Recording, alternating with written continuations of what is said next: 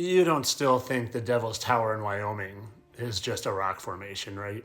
You know this is an ancient, old, ginormous, petrified tree. Well, if you know that, that's great. You're off to an amazing start. But I don't think you know just quite how big things used to be.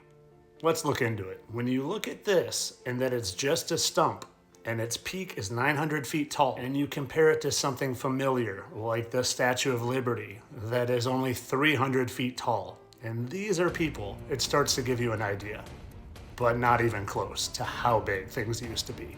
Because when you look at this tree stump in Oroville, California, called the Tabletop Mountain, and you look and you see what it actually is, and even compare it to normal sized tree stumps, and then you measure its length across and see it's 1.5 miles long, it becomes almost inconceivable how huge these used to be.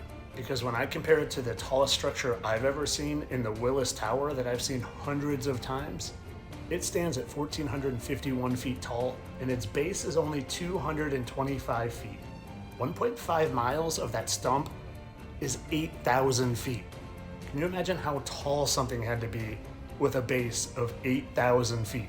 But what amazes me more than the absolute sheer size of these trees is that the Bible talks about them being taken down intentionally. And then when you look at it, it doesn't just look like the remnants of a tree that fell, but was taken down intentionally. And when you find this in Bloomfield, New Mexico, you see what happened here. And if you deny what you're seeing here, it's just because you're not ready to let go of that comfortable lie that you've known your whole life. But do you want to know who does know the truth? The people in power. The people trying to keep you from knowing the truth. This is literally a mural inside the UN building in New York. The people in high places, they know what this place really is. And they know our true history.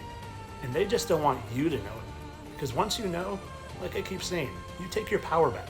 You realize that you don't follow anyone's laws but God's laws.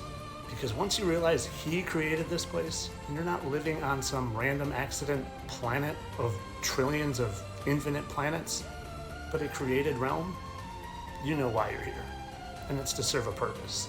But as always, don't take my advice. I'm just a satire account trying to create funny things to entertain you guys every day. It's all for entertainment purposes. I know that this is just some random rock formation that was perfectly cut flat just from billions and billions of years of glaciers forming.